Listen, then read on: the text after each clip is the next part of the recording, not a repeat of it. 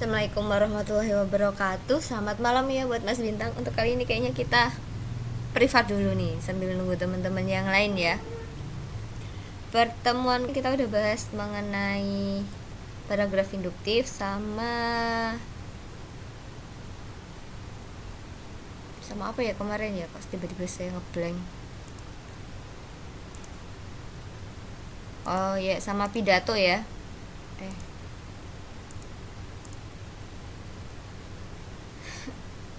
Suara saya hilang.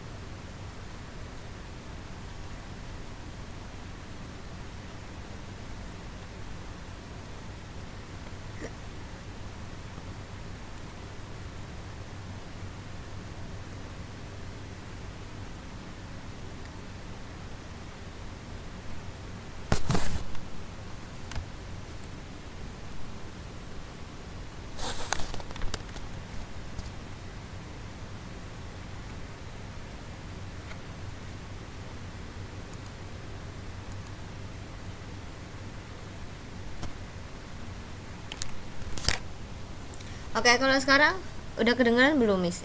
Miss. Udah kedengeran belum, Mas? Oke, pertemuan kemarin udah bahas mengenai pidato sama paragraf induktif ya. Untuk kali ini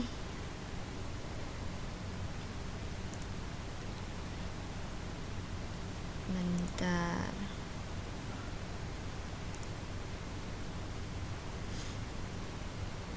Kita akan bahas mengenai surat.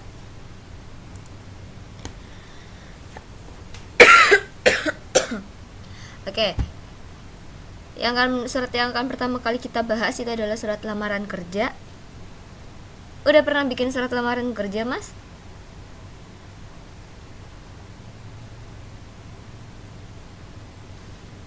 Terakhir kapan itu, Mas, kalau boleh tahu bikinnya?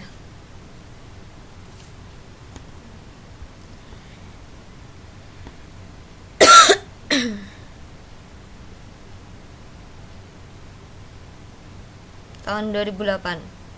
Lama juga ya, 8 tahun yang lalu. Oke. Kita review sedikit mengenai surat lamaran kerja. Sebelum kita masuk ke surat lamaran kerja, alangkah baiknya kita mengetahui dulu apa sih arti dari surat itu sendiri, ya kan? Surat itu adalah sarana komunikasi untuk menyampaikan informasi tertulis oleh suatu pihak kepada pihak lain. Adapun pengertian dari surat lamaran pekerjaan itu adalah surat yang dibuat dan dikirimkan oleh seseorang yang ingin bekerja di sebuah kantor, perusahaan atau instansi tertentu. Surat lamaran pekerjaan ini biasanya ditulis oleh seseorang yang ditujukan kepada suatu instansi atau perusahaan. Dan di dalam surat lamaran itu, seorang pelamar itu akan menawarkan keahlian, kemampuan atau jasa agar dia bisa diterima menjadi karyawan atau pegawai di perusahaan yang ingin dia lamar. Di sini ada 5 unsur dalam surat lamaran pekerjaan. Unsur yang pertama itu adalah identitas pelamar. Identitas pelamar itu meliputi nama, alamat, usia, tempat dan tanggal lahir serta pendidikannya. Pendidikan terakhir ya. Lalu unsur yang kedua itu adalah jenis pekerjaan yang diminta. Kita di sini istilahnya ingin melamar di posisi bagian apa gitu kan. Lalu yang ketiga, apabila telah memiliki pengalaman, di situ wajib dicantumkan pengalaman kerja. Jadi Kalau seandainya kita udah punya pengalaman kerja sebelumnya, itu lebih baik dicantumkan karena itu bisa menjadi nilai plus kita ya. Dan unsur yang selanjutnya itu ada data pendukung yang dimiliki, misalnya ijazah, kemudian daftar riwayat hidup, atau sertifikat-sertifikat keahlian yang lain gitu ya. Itu bisa mendukung istilahnya nilai jual kita ke perusahaan tersebut. Dan yang terakhir adalah sumber lamaran. Jadi dari mana kita mendapatkan lamaran tersebut ya, info lamaran tersebut, entah itu dari iklan ataupun pengumuman baliho atau di media cetak gitu ya. Nah, di sini ada beberapa bagian dari surat lamaran pekerjaan. Itu ada tempat dan tanggal pembuatan surat, kemudian ada nomor surat, ada lampiran, hal atau perihal, kemudian ada juga alamat tujuan, ada salam pembuka, isi surat, dan di isi surat itu nanti akan dibagi menjadi bagian pokok, 3 bagian pokok, yaitu ada paragraf pembuka, isi, dan juga paragraf penutup. Kemudian ada salam penutup, dan yang terakhir adalah tanda tangan serta nama terang. Ini bagian-bagian dalam surat lamaran kerja secara umum ya.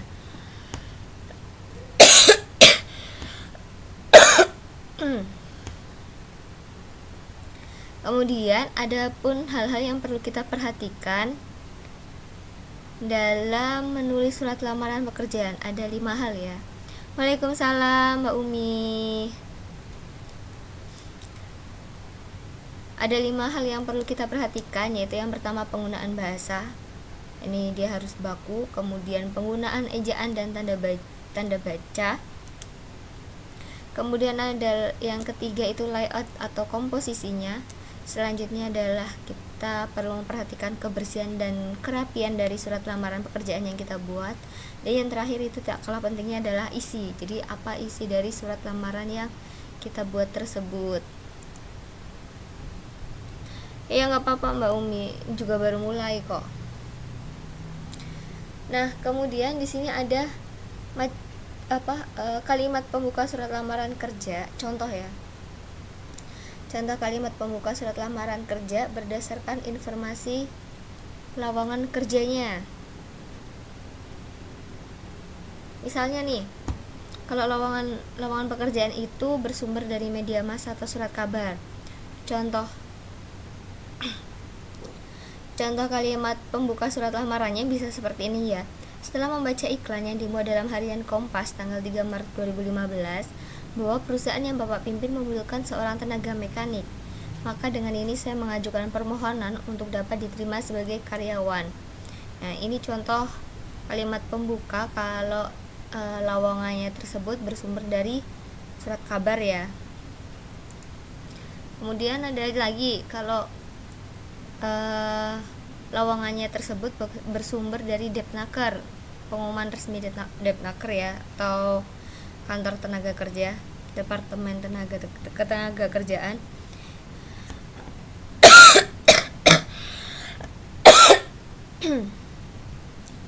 Contoh kalimat pembukanya itu bisa berdasarkan informasi dari karyawan di perusahaan yang Bapak pimpin pada tanggal 3 Maret 2015.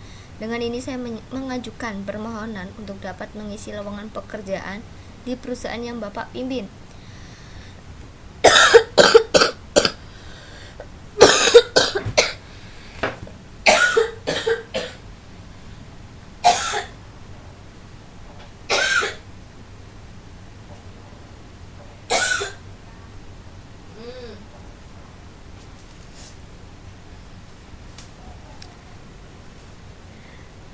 Oke, itu contoh kalimat yang kedua.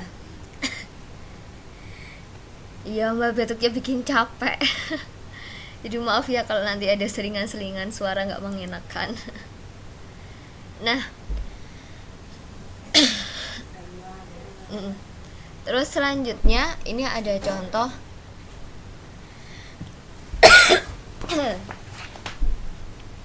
ada contoh surat lamaran pekerjaan dari surat kabar ya, dari surat kabar Kompas untuk tanggal 2 Maret 2007.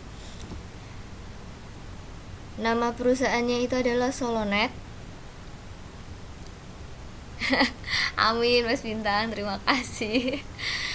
Nama perusahaannya itu Solonet. Terus di situ perusahaan tersebut itu membutuhkan empat jenis tenaga kerja ya. Yaitu yang pertama ada teknisi monitor dan printer, kemudian ada sales counter komputer, ada teknisi komputer, dan yang terakhir ada staff marketing. Di situ juga dicantumkan syarat-syaratnya.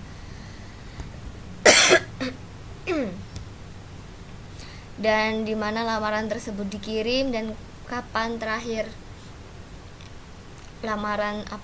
deadline lamaran tersebut ya.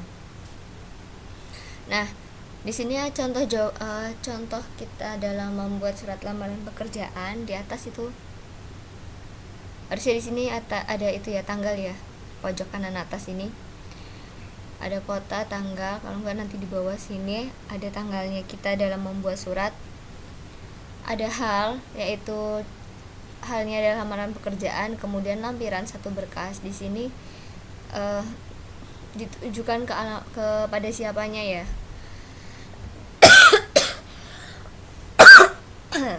Nah, di sini kita ditujukan untuk kepala personalianya dari Solonet ya. Nama perusahaannya itu adalah Solonet di Jalan Arifin 129 Kepatihan Solo. Ini kan. Kemudian untuk isi suratnya ada dengan hormat untuk pembukaannya. Dengan adanya iklan di Kompas tanggal 2 Maret 2007, dengan ini saya mengajukan lamaran menjadi karyawan di Solonet, yaitu bagian teknisi komputer. Isinya, sebagai karyawan saya akan bekerja keras untuk kemajuan perusahaan Bapak, dan berikut ini saya lampirkan persyaratannya 1, 2, 3, 4 poin ini. Dan di kalimat penutupnya, demikian lamaran dari saya, besar harapan saya untuk dapat mengikuti tes seleksi. Atas perhatiannya saya mengucapkan terima kasih yang sebesar-besarnya. Kemudian di sini kalau bisa jangan lupa dikasih tanggal ya, seperti yang saya bilang tadi. Hormat saya, nama terang, dan jangan lupa tanda tangan. Kalau bisa dikasih tanda tangan ya, jangan sampai tanda tangannya itu lewat gitu. Itu contoh yang pertama. Kemudian ada contoh lagi. Ini contoh untuk perusahaannya itu adalah PT Maju Makmur ya namanya. Dan jabatan yang dibutuhkan adalah sekretaris, ya kan? Contoh yang kedua untuk surat lamaran pekerjaan, di sini ada tempat dan tanggal dibuatnya surat. Kemudian seperti tadi ada hal dan lampiran. Kadang ini ada ya, kadang ini untuk surat lamaran pekerjaan kadang ada, kadang juga enggak.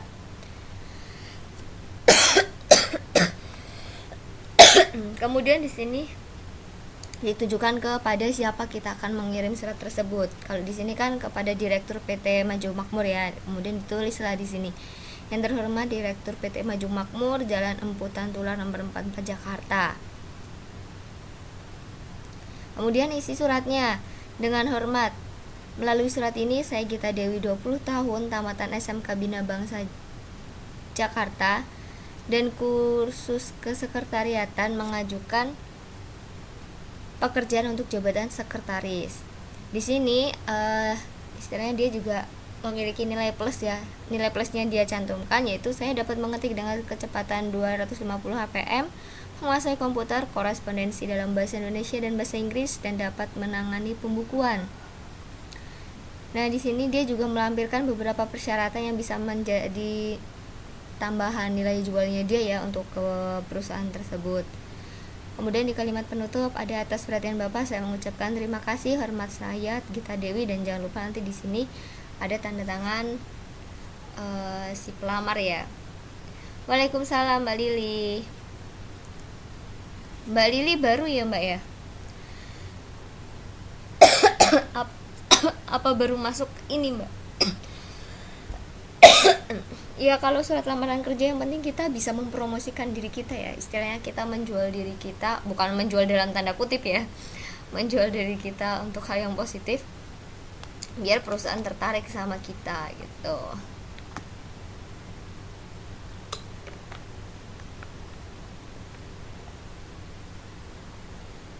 Oke, untuk surat lamaran pekerjaan ada yang mau ditanyakan dulu?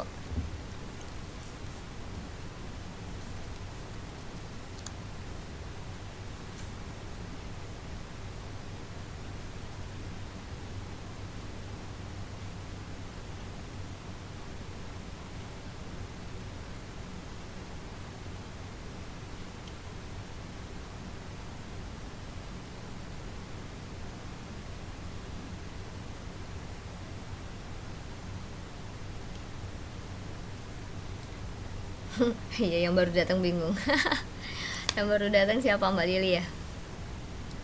Oke, nggak ada. Kalau gitu kita lanjut menulis surat dinas. Sebelumnya saya tanya nih, udah ada yang pernah menulis surat dinas?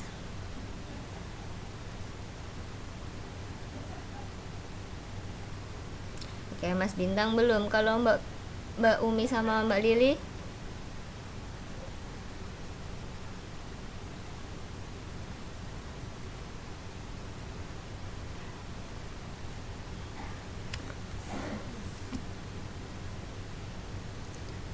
Ke apa?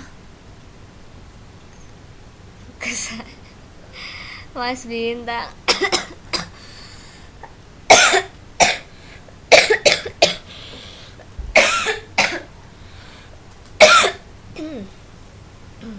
Kalau ke Mas Bintang surat cinta nanti namanya ya, Mas.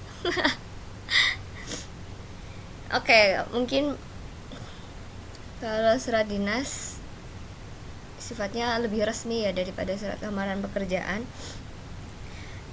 Kita ulas sedikit biar tahu ya. Siapa tahu habis ini bisa membuat surat dinas.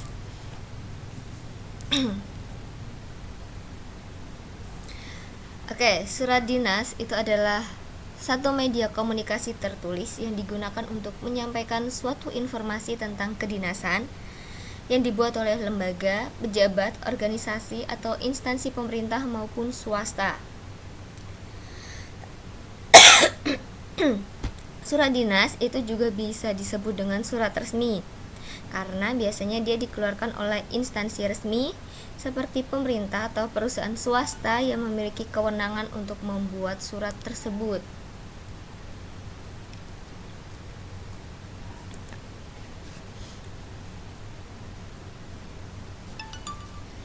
Nah, bahasa surat yang baik itu harus memenuhi beberapa ketentuan. Yang pertama, bahasa yang digunakan itu harus benar atau baku, sesuai dengan kaidah, entah itu tentang ejaan, pemilihan kata, bentuk kata, ataupun kalimatnya. Kemudian yang kedua, bahasa surat itu juga harus logis, wajar, hemat, cermat, sopan, dan juga menarik. Lalu yang ketiga, bahasa surat, isi surat ya. Isi surat itu dinyatakan secara ringkas, jelas, dan eksplisit, serta penulisan yang benar. Poin keempat itu disusun dengan teknik penyusunan surat yang benar. Dan yang kelima, bahasa baku itu bahasa yang diakui benar menurut kaidah yang sudah dilazimkan, dan penggunaan bahasa baku ini bisa membawa wibawa seseorang dan dipandang sebagai lambang status sosial yang tinggi. Dan yang keenam itu adalah bahasa efektif, itu bahasa yang secara tepat dapat mencapai sasarannya.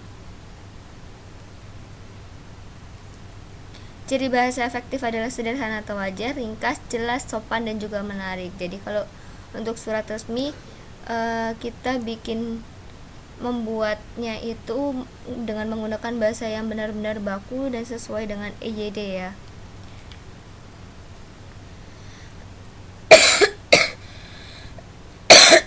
Oh, udah pernah ya? Berarti udah ada bayangan gambaran secara lebih jelas ya kalau udah pernah prakteknya gitu.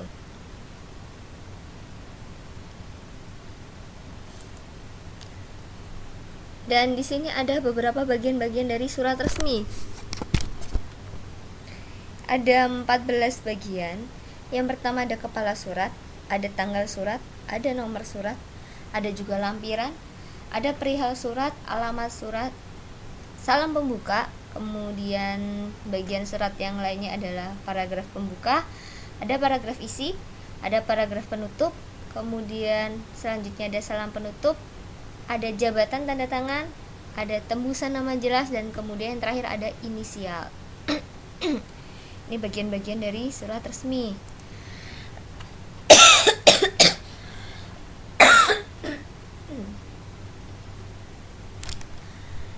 Contohnya nggak kelihatan ya. Biasanya kalau surat resmi itu ada kop suratnya ya, di atasnya sini. Iya kayak semut, saya juga nggak kelihatan sebenarnya. Di sini sebelah kanan itu pasti ada tanggal, bulan sama tahun, ya kan?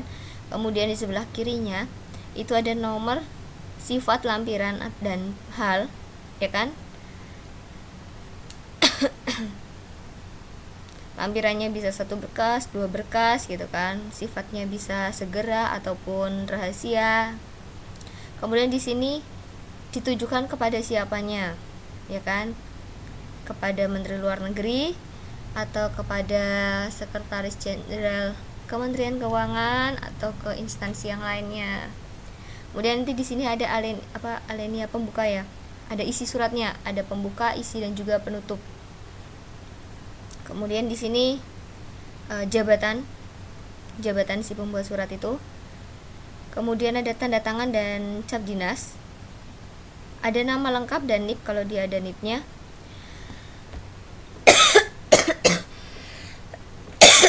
Nah, biasanya kalau tembusan itu ada di sebelah kiri, pojok kiri bawah ini ya. Di sini ada tembusan gitu. Itu contoh dari surat dinas yang pertama. Ini yang kedua ada lagi. Kalau ini lumayan ya, nggak kayak semut tapi nggak sesemut yang tadi. Jadi tetap di sini ada kop suratnya, namanya kop surat. Kemudian di sini ada tanggal. Kemudian di sini ada nomor, perihal, dan lampirannya. Nah, untuk penunjukan kepada siapa itu bisa dibuat dari contoh sebelumnya atau mengikuti gaya ini ya. Kalau untuk yang contoh di sebelah kiri itu ditujukannya dia di sebelah kanan di bawah tanggal. Kalau yang tadi dan yang di sebelah kanan itu ditujukannya di pojok sebelah kiri setelah di bawahnya hal. Lalu setelah penunjukan kepada siapanya itu adalah ada isinya, ada paragraf pembuka, isi, dan juga penutup mengenai surat tersebut.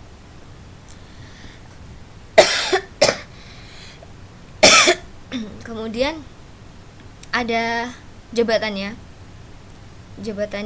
si pembuat surat itu apa, ada tanda tangan, nama terang, NIP, dan juga ada cap dinasnya. Kalau ada tembusan di sini ditulis tembusan ya, kalau nggak ada tembusan nggak perlu ditulis tembusan. Nah, ini contoh dari surat dinas.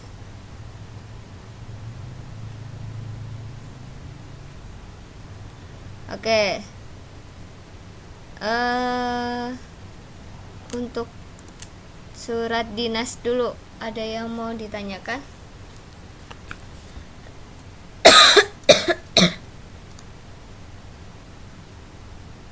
Jadi kita malam ini belajar 2 jenis surat ya, surat lamaran pekerjaan dan juga surat dinas.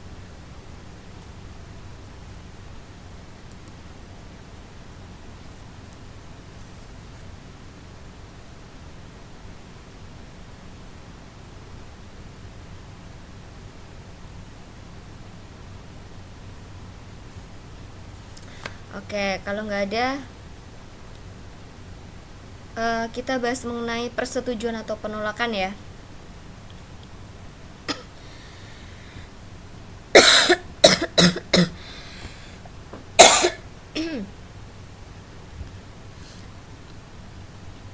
Kalau masalah 2 surat tadi nggak udah jelas.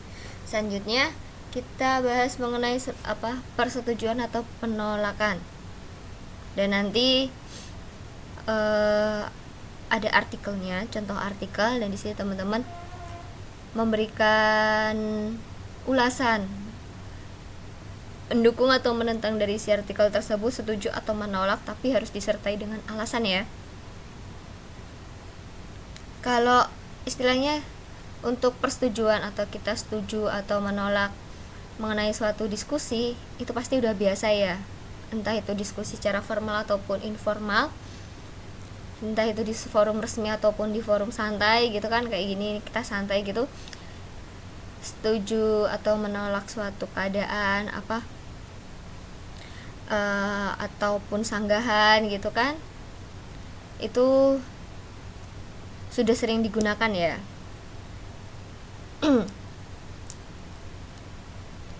Dan biasanya kan kalau di suatu forum nih, entah itu forum resmi atau non resmi, tapi ya di forum resmi atau non resmi itu ada sebagian peserta diskusi itu yang pasti akan menyatakan dia setuju, ada juga yang menyatakan menolak ataupun bahkan memberi sanggahan, karena nggak semua orang satu pendapat ya kan dengan kita.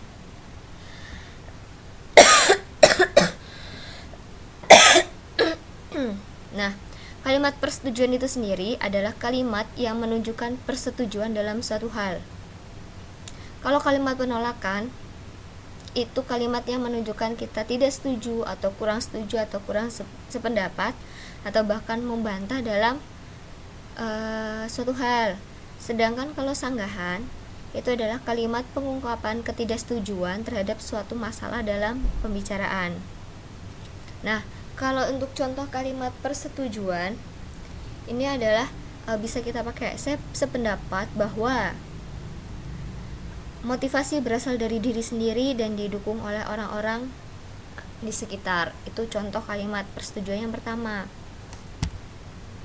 Bisa juga contoh yang kedua, saya setuju dengan pendapat Mas Bintang bahwa Mbak Umi itu cantik, ya kan? Itu bisa. Kemudian contoh selanjutnya ada bisa juga untuk kalimat persetujuan. Saya setuju dengan usul Anda bahwa Insinyur Soekarno dan Muhammad Hatta menandatangani teks proklamasi Indonesia atas nama bangsa Indonesia. Nah, itu kalau contoh kalimat persetujuan ya.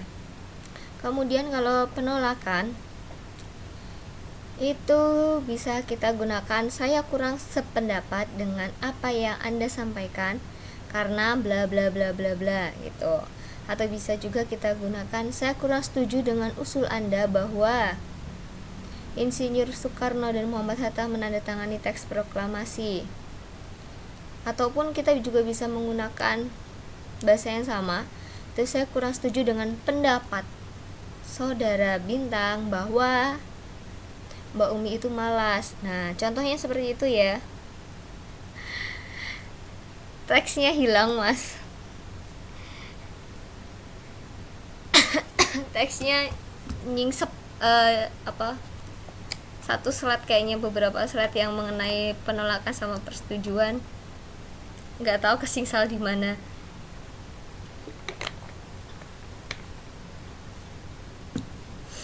Itu contohnya Mbak Umi ya. Mas Bintang jangan ngompor-ngompor ya Mas. Kemudian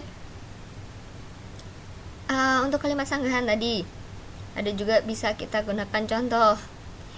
Maaf, saya tidak sejalan dengan pendapat Anda, atau pada dasarnya saya setuju dengan pendapat Anda, tapi akan lebih bijaksana jika ya kan ada istilahnya penyelesaian masalahnya. Kemudian saya bisa juga menggunakan kalimat saya sama sekali tidak setuju dengan pendapat Anda karena pendapat Anda itu sangat aneh. Kalau ini kayaknya bikin sakit hati ya, pendapat Anda sangat aneh gitu. Itu beberapa contoh untuk kalimat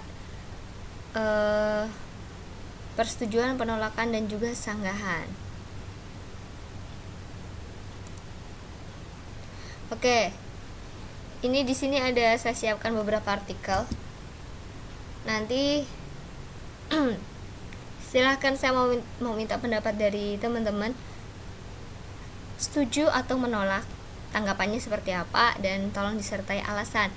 Sebelumnya saya mau menawarkan nih, siapa yang mau membacakan artikel ini. Ini artikelnya pendek kok.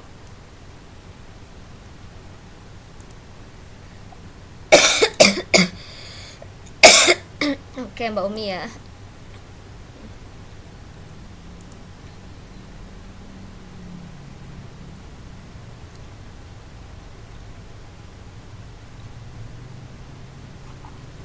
Halo, Assalamualaikum. Dengar, Mi? Waalaikumsalam. Dengar, Mbak? Dengar, Mbak? Ya, silakan. Ya, silakan. Oke. Orang tua yang prioritasnya anaknya jadi cantik ketimbang pintar.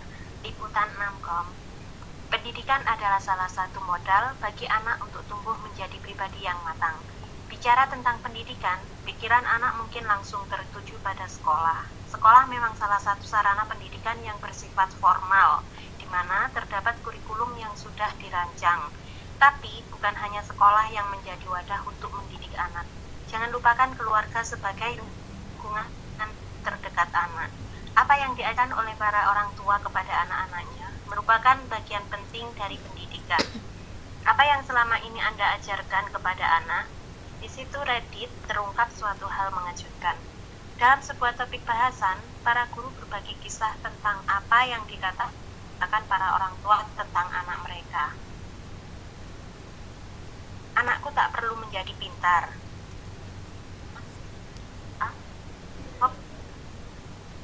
Anakku tak perlu menjadi pintar. Ia harus menjadi cantik.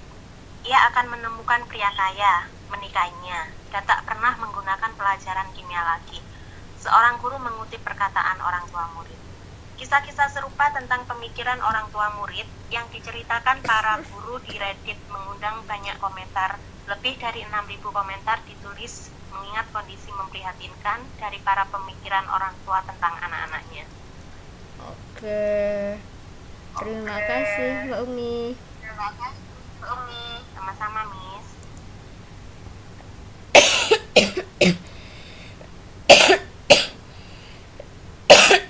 Oke, untuk artikel yang pertama tadi sudah dibacakan tentang tentang sama Mbak Umi ya, mengenai orang tua yang prioritaskan anaknya jadi cantik ketimbang pintar.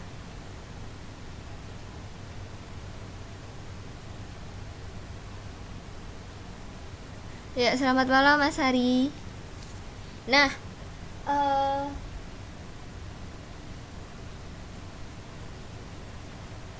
saya mau tanya nih pendapat dari teman-teman. Apa tanggapan dari artikel ini? Artikel yang sudah dibacakan sama Mbak Umi tadi ya.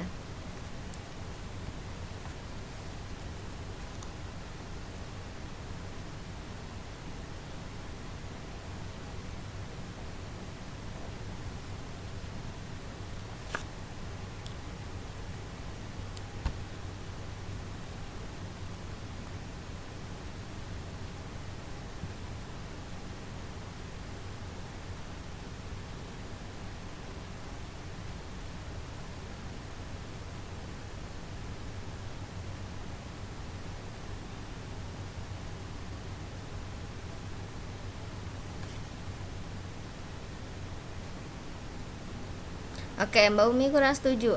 Bisa dikasih alasannya?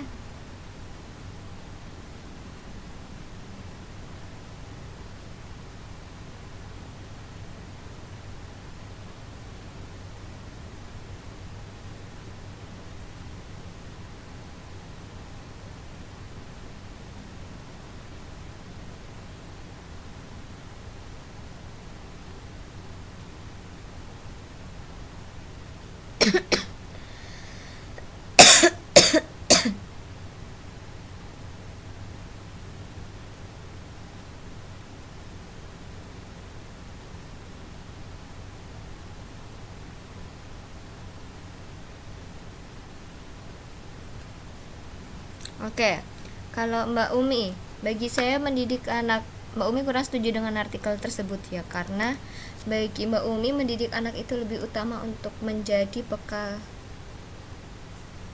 cantik keluar dalam sepanjang masa. Terus untuk Mas Bintang, menurut saya tidak sependapat dengan pendapat orang tua siswa tersebut karena kecantikan tidak menjamin masa depan anak itu baik atau tidak. Oh.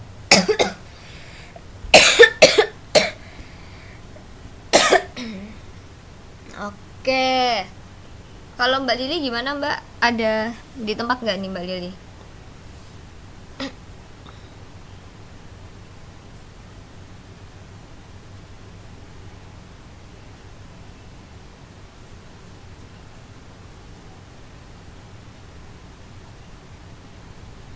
Mbak Uminya nggak di tempat ya?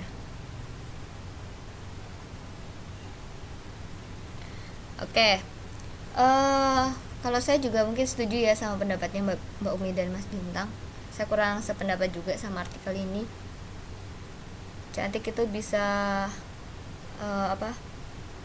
luntur oleh waktu, tapi kalau ilmu bakal kekal ya. Bakal bisa menyelamatkan kita nanti. Asik dah. Oke.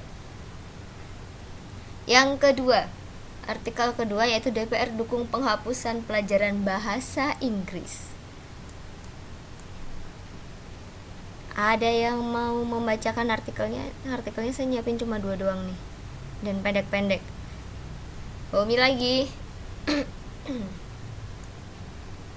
Saya sih nggak masalah, Mbak. Nggak boleh. Berarti siapa nih, Mas Bintang?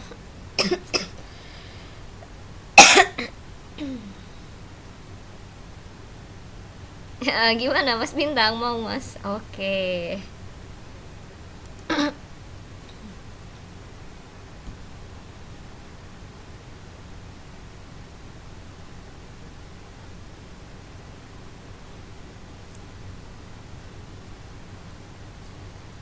Teret. Nah, bisa. Halo Mas Bintang.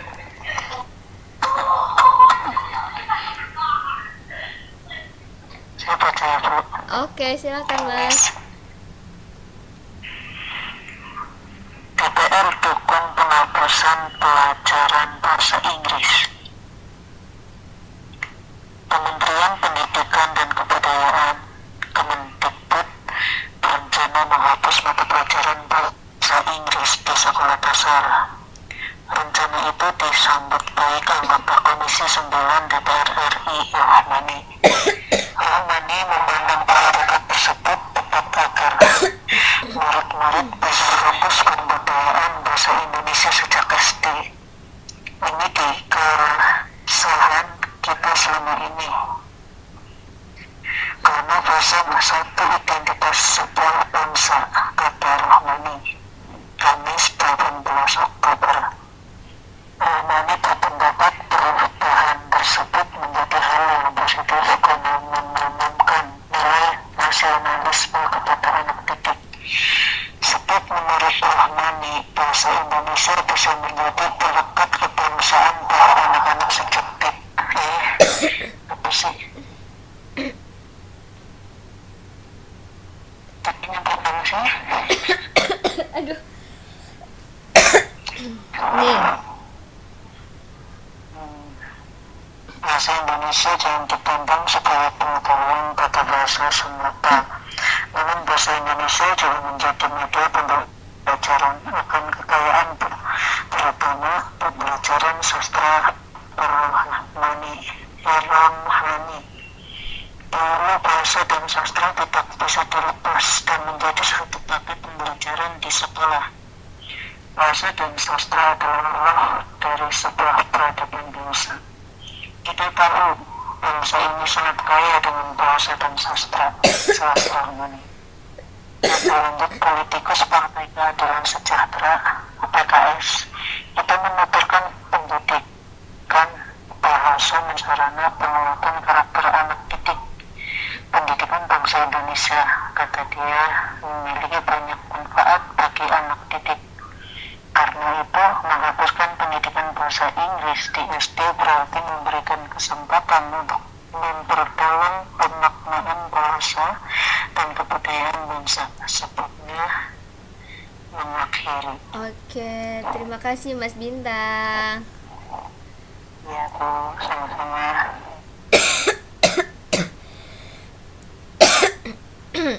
Oke, tadi udah dibacakan artikel kedua sama Mas Bintang mengenai DPR dukung penghapusan pelajaran bahasa Inggris. Nah, saya mau tanya nih, pendapat dari teman-teman. Ini saya minta nanti Mbak Lili sama Mas Ari ikut menyumbangkan Mbak Umi langsung menyumbangkan suara ya. Kalau Mbak Umi tidak setuju karena bahasa Inggris adalah bahasa internasional, dengan belajar bahasa Inggris bukan berarti meninggalkan atau mengurangi nilai kecintaan terhadap bangsa. Tapi di era globalisasi itu sangat penting yang dampaknya juga untuk kemajuan bangsa. Oke, bijaksana banget ya. Itu dari Mbak Umi. Kalau dari teman-teman yang lain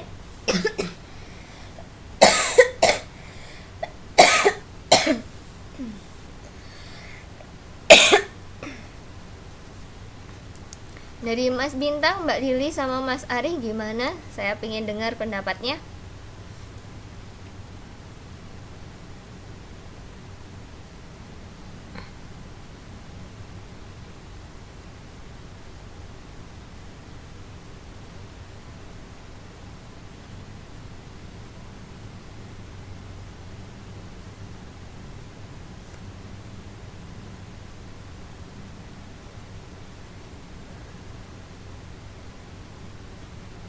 Mbak Lili, Mas Ari.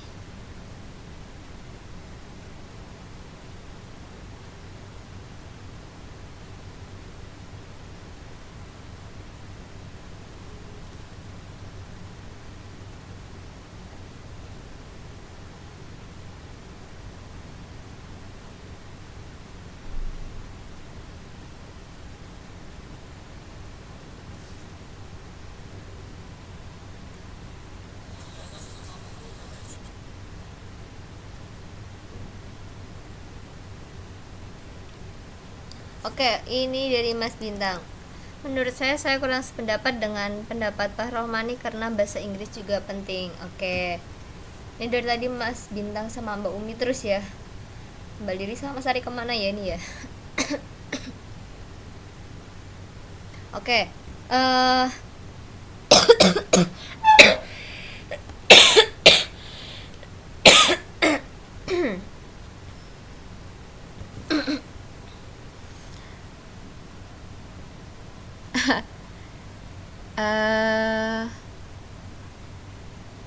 Kayaknya sih siapa ya, pokoknya kayaknya Lili Anggra ini deh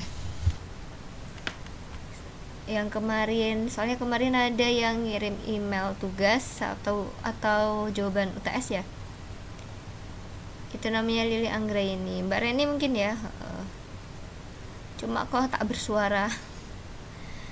Ini kelasnya cuma bertiga doang nih ya kita ya. Oke, untuk artikel kedua jawaban Mas Bintang dan Mbak Umi masih sama ya, yaitu kurang sependapat dengan isi artikel tersebut dan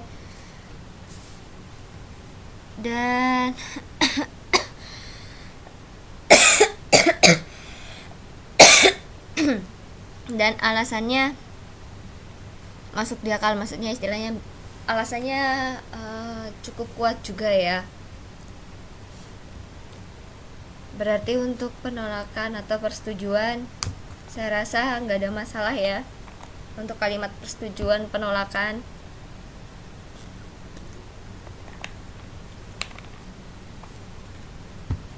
Iya mungkin sinyalnya ya Mbak ya. Oke, itu selesai. Untuk apa tadi namanya, persetujuan penolakan. Sebelum lanjut, ada yang mau ditanyakan dulu secara keseluruhan di slide yang sebelumnya itu? Ulang. Belum selesai Mas.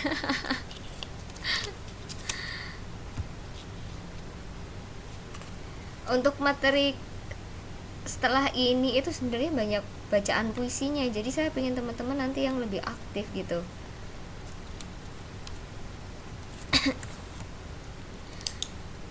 Tapi Mbak Lili sama Sari kemana ya?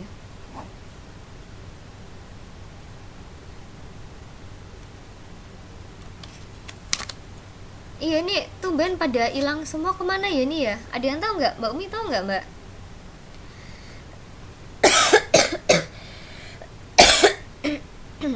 Biasanya rame, ini kok sedikit.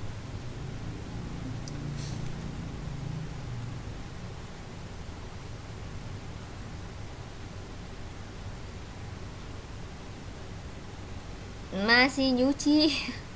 Malam-malam mbak, jam segini. Astaga.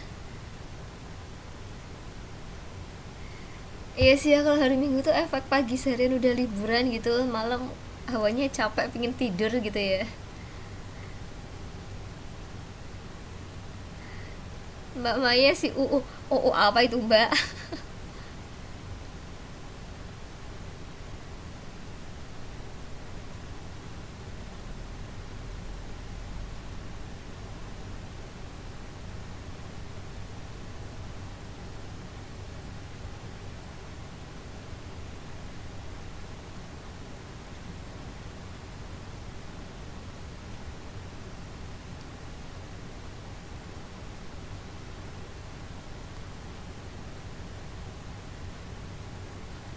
Oh, Mbak Maya, Mbak Maya,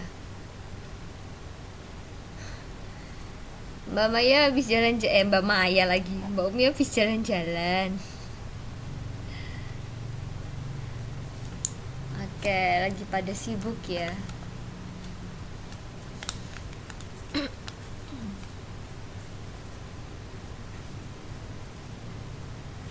Oh, kencan. Oh ya, kalau hari Minggu ada itu ya, pertemuan offline ya. Ada pertemuan tatap mukanya ya. Kalau pertemuan tatap muka gitu, tutor yang di sana pada datang semua nggak sih?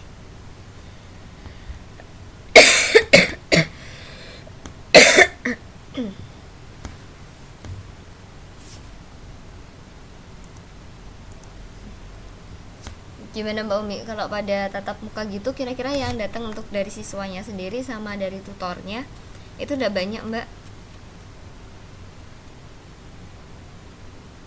Oh, ada jadwalnya. Seru kali ya tatap muka kayak gitu. Aduh, sayang jauh.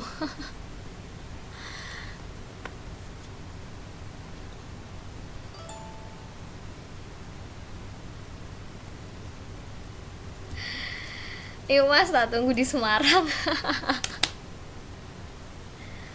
Oh, minggu 2 salon, minggu 1 bahasa Inggris.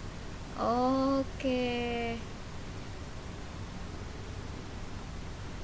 Minggu ketiga komputer. Oh alah. Dekat Mas. Ya jauh kalau dari Taiwan ya. Minggu keempat di Indosuara. Oh, udah ada jadwalnya kayak gitu sendiri-sendiri ya.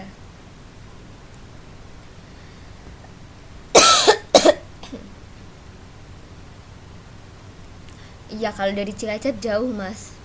Apalagi kalau naik travel ya. Saya nggak ada kereta ke Cilacap dari Semarang. Oke, berarti eh, Mbak Umi sering ya kalau hari Minggu ke sana. Saya kapok Mas, naik apa mobil ke Cilacap nyampe 10 jam.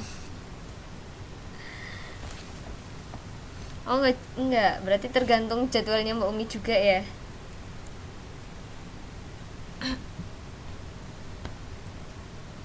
Oh, sebulan sekali.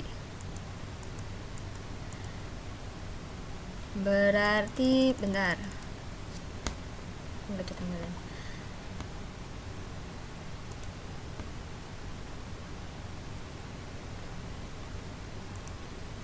eh ini itu pelajaran. Ini itu materinya mengenai puisi, tapi di sini yang aktif cuma 2 orang, berarti kan kurang seru. Soalnya kita di sini bakal banyak praktek, ada banyak bacaan puisi sebenarnya. Ini puisinya kita simpan untuk pertemuan minggu depan aja ya.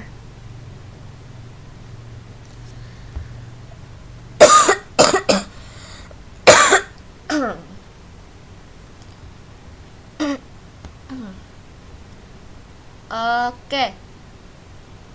Yang di sini belum Mas Ari, ini saya manggil Mas Ari sama Mbak Lili juga nggak ada sautan ya. Kalau Mbak Umi itu udah checklist semua ya dari UTS sama tugasnya. Kalau Mas Bintang udah checklist semua belum nih?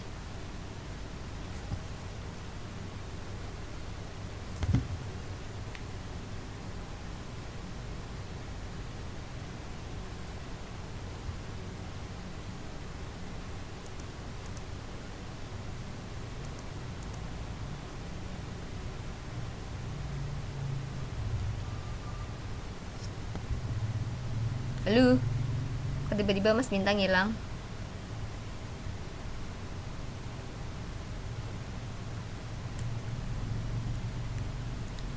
Mbak Lili, Mas Hari.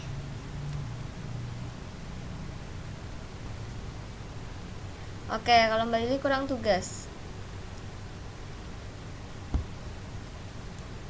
Tugas, oh iya. Oke. Tapi kalau bisa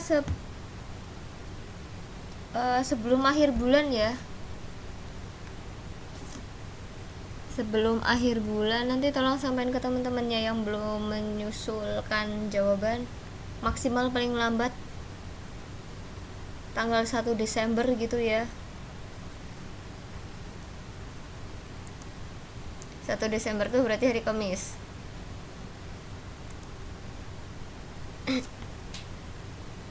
Oh, Mbak Lili juga sakit.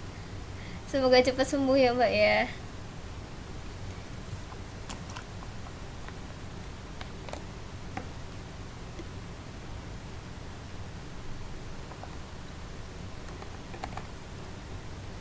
Amin, terima kasih.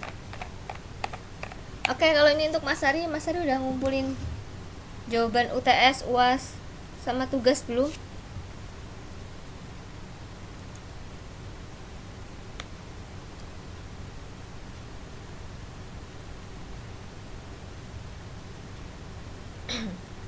Mas Ari nggak ada suaranya ya. Kalau Mas Bintang, Mas, kenapa tiba-tiba pada hilang?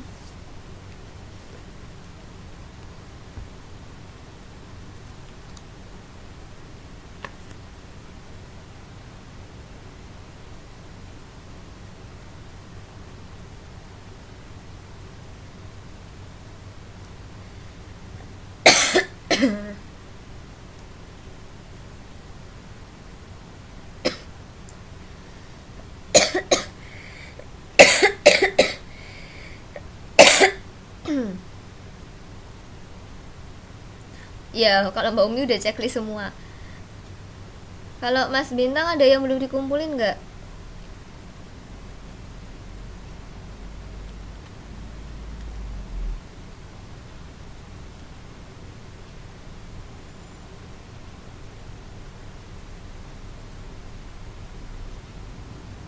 Wah, tiba-tiba Mas Bintang menghilang. Saya ditinggal lagi nih.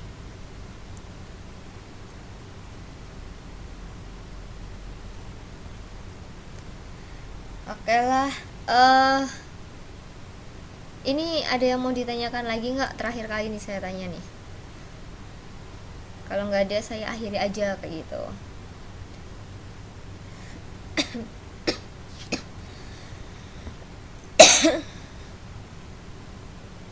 Oke, nggak ada ya. Kalau nggak ada, saya akhiri aja kelas malam ini. Saya mengucapkan terima kasih untuk kehadiran teman-teman semua. Saya mohon maaf kalau dalam penyampaian ada kata-kata dari saya atau cara penyampaian saya yang kurang berkenan. Selamat malam, selamat beristirahat. Assalamualaikum warahmatullahi wabarakatuh.